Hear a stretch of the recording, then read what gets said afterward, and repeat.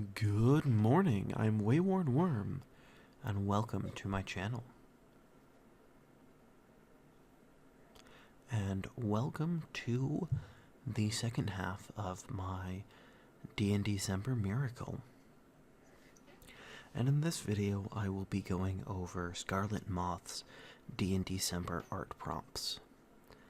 I will be doing week 2, as I already did week 1 in the beginning of this month, and I will be continuing with week 3 here in a couple of days, and sometime here in week 4, I'll upload week 4. So week 2 is creatures and crawlies, and the first one is favorite creature. Now, as I mentioned in the video I put up not too long ago in the good news, I have tried to make this video a bunch of times. In fact, I've been working on it for close to 2 hours now. So I've had a lot of thought about what my favorite creature is. And when it comes right down to it, it's kobolds. And that's because kobolds make a really great creature to throw at the party anywhere from level 1 all the way up to level 20. At level 1, they are a threat that, if played well, is much more dangerous than their challenge rating would seem to indicate. But if you just play them as a dumb stat block, they're still a fun challenge. And at levels, 5 through 10, a ambush by kobolds who are using all of the fun little special tactics that kobolds have makes for a just as fun and interesting fight. And even if you bump up the characters to like level 15 and tell them, hey, this week you guys get to empty out a kobold warren, you're most likely going to get a reply of, oh, fuck that. There's a stereotype in, a cliche in D&D where the wise old wizard comes and randomly hands the first level party a quest, and he is the quest giver from on high. And the reason he gives the quest to defeat the kobolds is he's too old for that shit. Kobolds are just, if played well, they're really annoying. If you want to have a good idea of what their warrens look like, Volo's Guide has a wonderful piece of art that is a map of a kobold warren, and it does a little bit with three-dimensional space, and, well, I would recommend not just pulling that map and using it as this is every kobold warren ever. It's a wonderful starting point to make your own maps of kobold warrens. Moving on, the next prompt is Draconic. I could talk about the language. It's fun.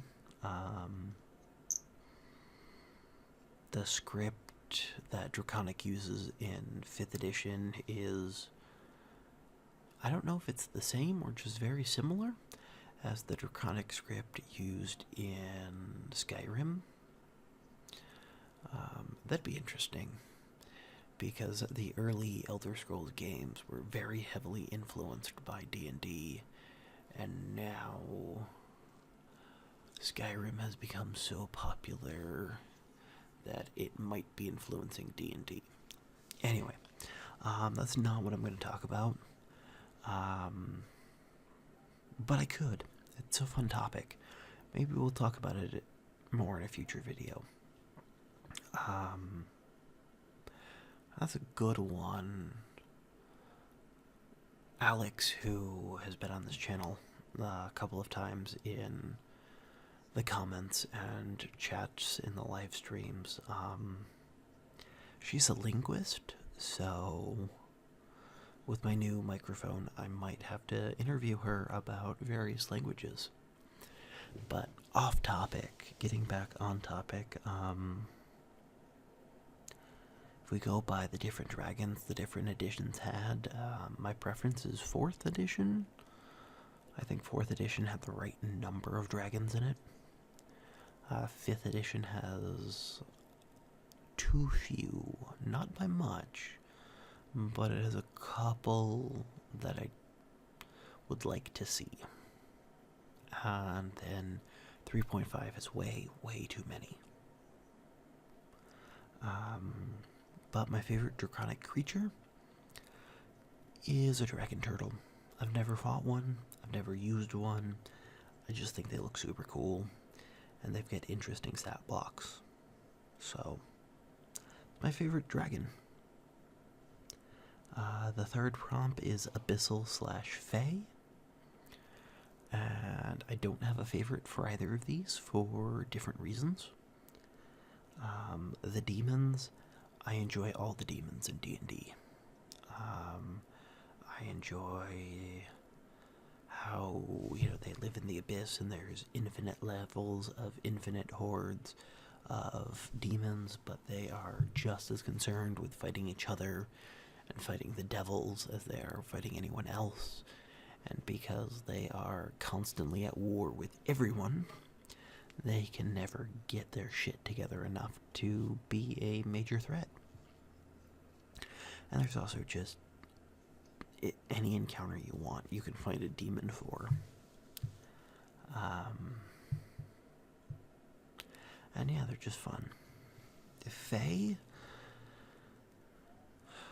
I like more folkloric Fae, like Fae and Changeling, the White Wolf product. Some fantasy stories have Fae the way I like them. I really like the whole idea of capricious but having courts and having Byzantine law sets and seemingly random punishments for everything, but there's always an actual reason for the seemingly random punishments.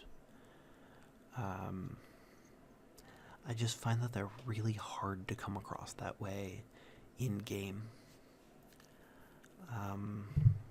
But I've got a really excellent idea for an adventure with Fae.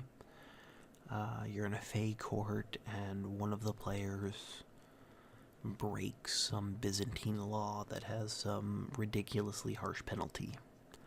So the party gets split up, with the one person going on trial and the others not on trial.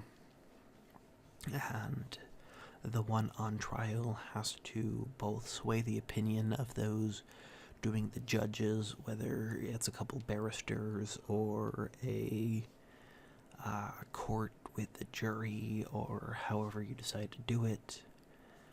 And so they're doing charisma checks and such that actually probably do it like an extended skill check, similar to 4th edition, where they have to make so many successes before so many failures, and they can use a bunch of different skills,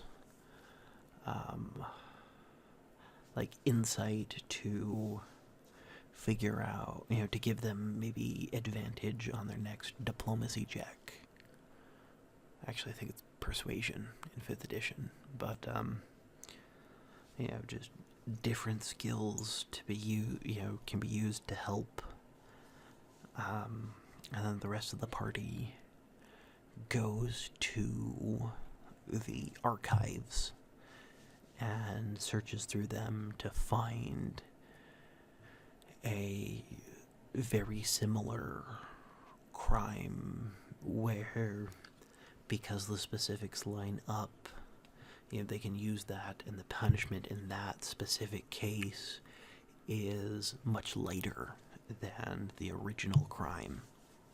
And they don't know that it's there, but they're trying, and they're doing an extended skill check, and you keep flashing back and forth between and ratcheting up the tension. And I just imagine that right as they find what they need,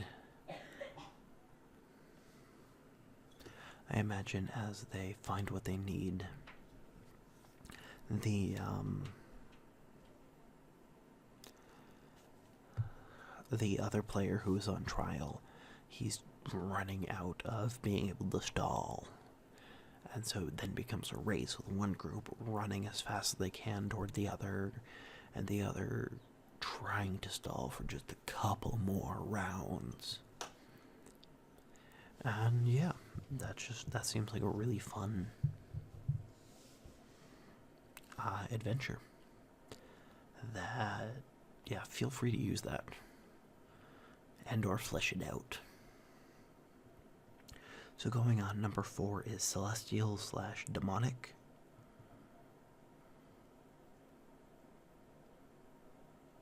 So demons again.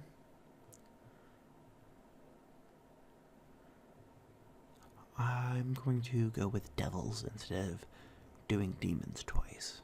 I think that's just a typo. I find Celestials to be boring. As written,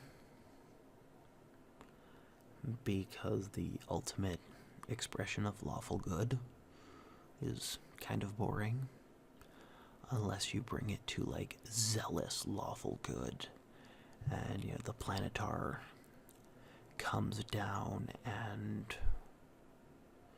decides he must save all humans by holding them to this stupidly rigid set of morals with ridiculously harsh punishments. Things like, for jaywalking, you get a foot chopped off.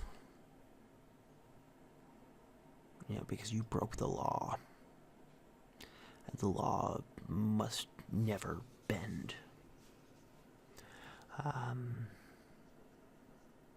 Kind of what George R.R. Martin was going for with Stannis Baratheon and how dedicated to the law he is. I'm talking about the books rather than the show.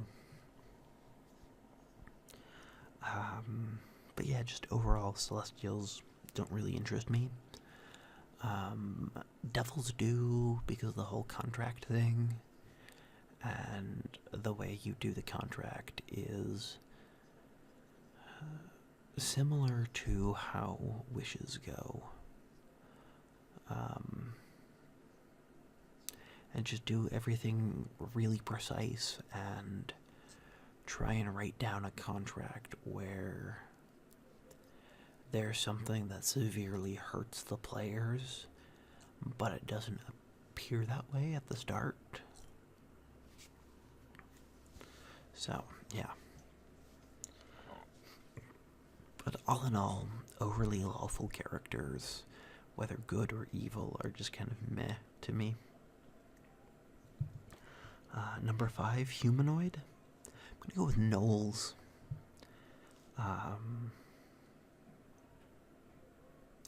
I like gnolls that are chaotic neutral,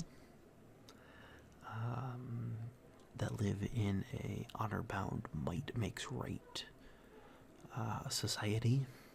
It's more interesting than just evil demon worshippers. And yeah, I find them really interesting and fun to play.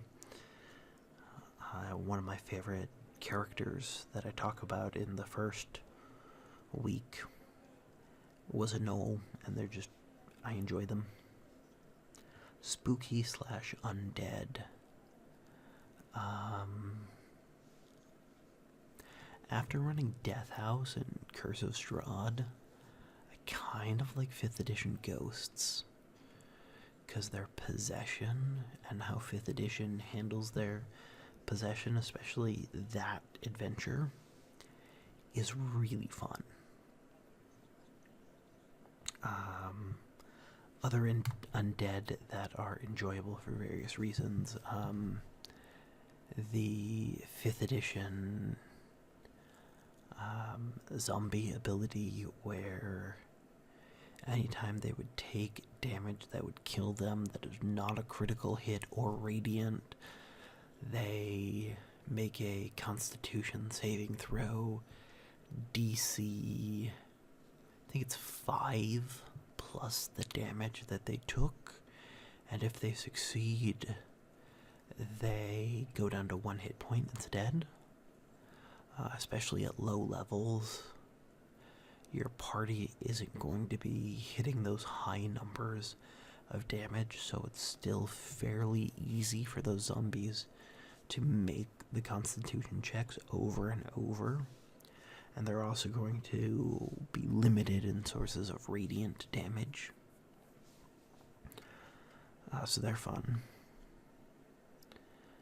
And then liches are fun because they're one of the highest CRs in the game, and they just have a ton of awesome abilities because they're difficult monsters. And number 7 is oddities. So just kind of weird, off-the-wall creatures. I'm gonna go with rot grubs. I really enjoy rot grubs. And rot grubs go really well with kobolds.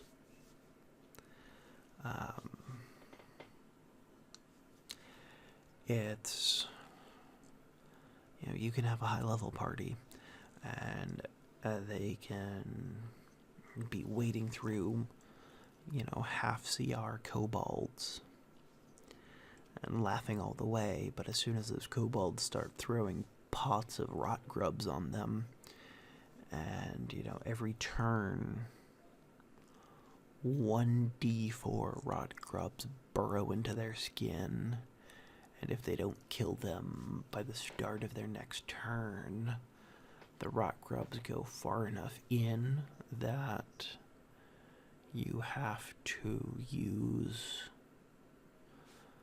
I think it's like cure disease to get rid of them, and each one that gets in does 1d6 points of damage every round. And if they drop you to 0, you die. Yeah. If you get a,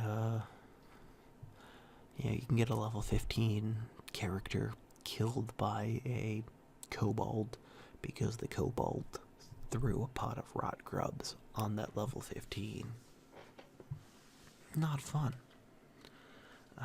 There's also rust monsters, which will teach you to not just try and kill everything you find.